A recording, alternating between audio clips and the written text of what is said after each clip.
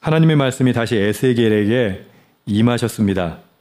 그리고 이렇게 말씀하세요. 2절, 인자야 너는 이스라엘 산을 향하여 그들에게 예언하여 이르기를 이스라엘 산들아, 이렇게 얘기해요.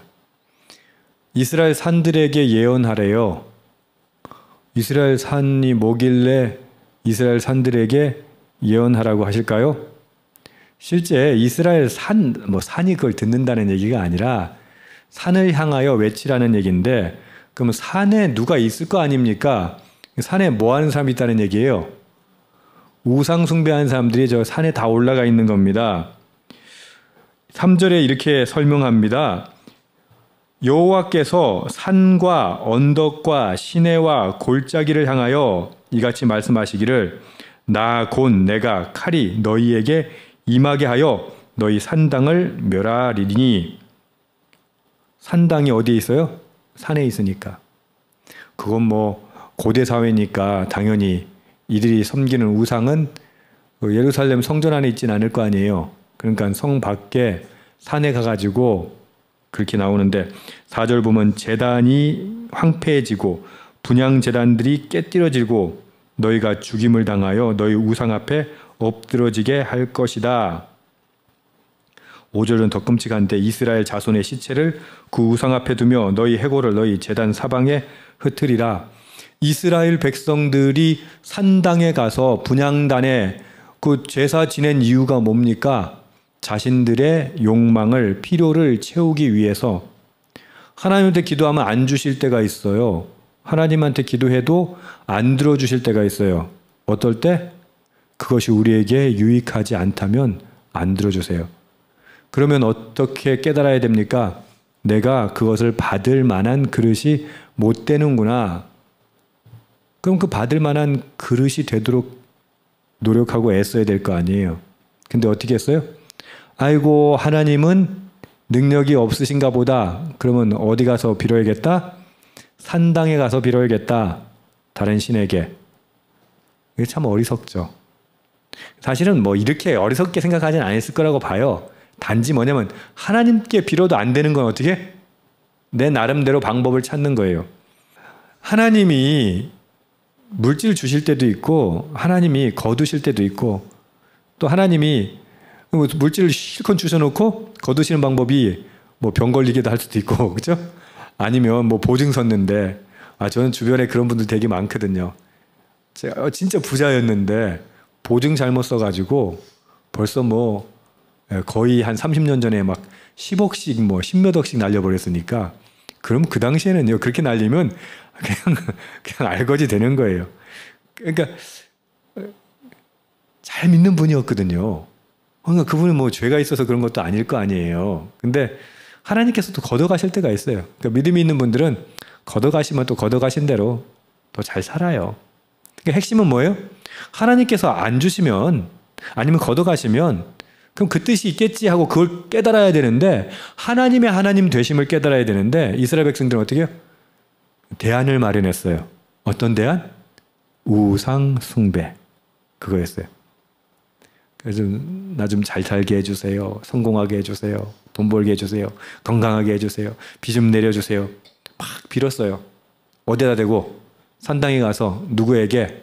돌한테, 나무한테.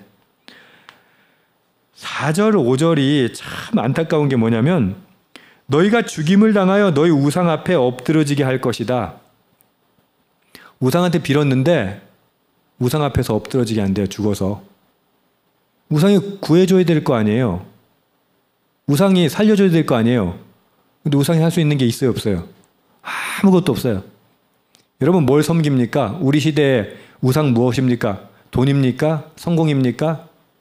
사랑받는 겁니까? 명예입니까? 인정받는 거? 그게 우상이에요? 그럼 그게 여러분을 살려주는 것 같아요? 아이고, 인정받고 사람들한테 사랑받고 하면 살 힘이 날 것 같죠? 돈이 있으면 살 힘이 날 것 같죠? 성공하면 살 힘이 날 것 같죠? 그러면 그 유명한 사람들이 왜 자살을 해요? 그 돈 많은 사람들이 왜 그 정신병에 걸려요? 여러분, 우상은요, 우리를 위해서 해줄 수 있는 게 아무것도 없어요. 근데 우상 숭배하면 그건 내가 확실히 한 거 있어요. 저 돈은 벌 수는 있긴 해. 사탄은요, 여러분 돈 벌게 해줘요. 우상숭배 해가지고. 왜? 멸망하게 하려고.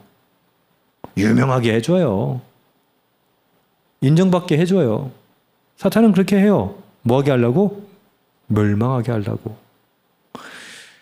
이스라엘 자손의 시체를 그 우상 앞에 두며 해골을 제단 사방에 흩어본들 그 우상이 제단이 해줄 수 있는 건 아무것도 없어요. 여러분, 우리가 섬기고 있는 우상이 우리에게 해줄 수 있는 것 아무것도 없어요.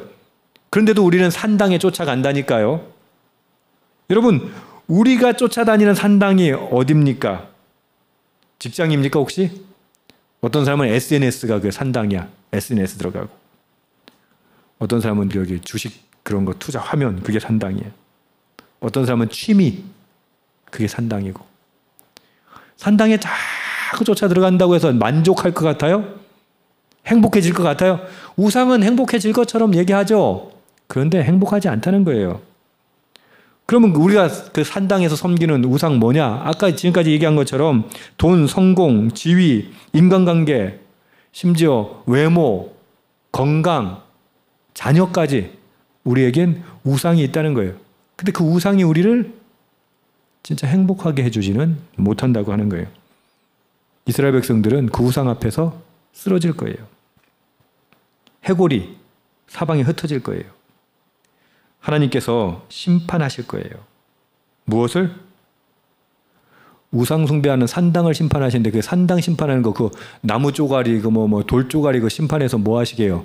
결국 뭘 심판하신다? 우상 숭배하는 자들을 심판하신다. 여러분, 하나님께서 우리를 심판하실 거예요. 우상 숭배하는 우리를 심판하실 거예요. 그런데 하나님께서 그 중에서 칼을 피하는 자도 두실 것이다 라고 말씀하고 있는 겁니다. 이 남은 자예요. 남은 자. 그 남은 자 왜 남겨두실까요? 깨달으라고. 그게 9절이에요. 나를 기억하되, 살아남은 자에 대한 이야기입니다.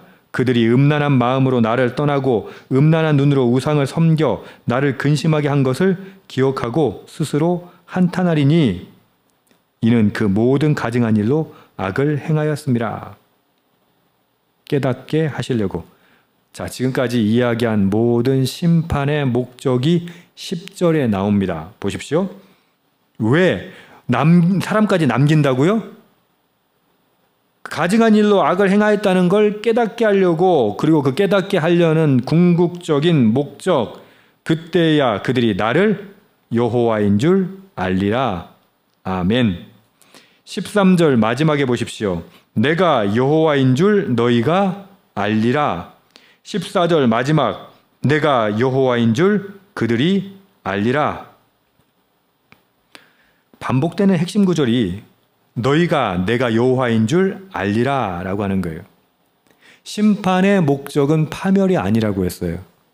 죽이는 게 아니라고 했어요. 어제도 말씀드렸죠. 그런데 하나님은 왜 이렇게 구구절절 설명하세요? 궁극적인 목적이 파멸이 아니라 이스라엘 백성에게 교훈하시기 위한 거예요. 아, 하나님이 진짜 신이시구나. 그걸 깨닫게 하시려고 이러시는 거예요. 그러면 여러분 눈치채셨나요? 왜 자꾸 이렇게 무서운 얘기를 하신다고요?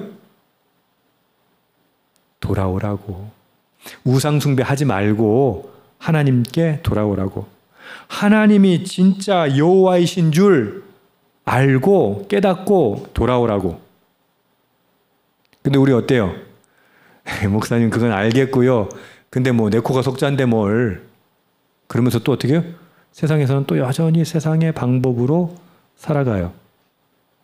우리가 모르는 건 뭔지 알아요?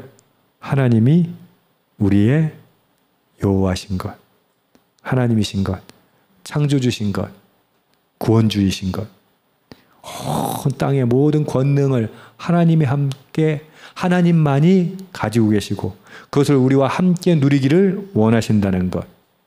근데 그걸 잃어버리고는 뭘 찾아다녀요? 우상을 찾아다니는 거잖아요. 우상 숭배는 간음이라고 했어요. 왜 간음이라고 표현한다고요? 자신의 욕망을 채우기 위해서 하는 것이 우상 숭배니까. 이스라엘 백성들이 산당에 가서 우상 숭배했다면 우리는 그 주식 창을 두고 우상 숭배를 해요. 취미를 두고 우상 숭배하고 자기가 갖고 있는 모든 욕망을 녹여서 거기서 우상 숭배를 하고 있어요. 여러분, 성공할 수도 있을지 몰라요. 돈도 벌 수 있을지 몰라요. 그러나 그것으로 우리가 만족할 수는 없어요. 그것으로 우리가 구원받을 수는 없어요. 하나님 그래서 오죽 답답하셨으면 계속해서 에스겔을 통해서 우리에게 말씀하시고 있는 거예요. 근데 이스라엘이 지금 이렇게 흔들리고 고통받는 게 여러분 복이라는 사실을 기억하세요? 왜요? 이것 때문에 주께로 돌아올 수 있기 때문에. 삶에 닥치는 어려움이나 실패를 여러분 부정적으로 생각하지 마세요. 때로는 그것이 하나님의 메시지일 수도 있어요. 너 그 길로 가면 안 돼 라고 하는 사랑의 확성기일 수도 있다는 얘기예요.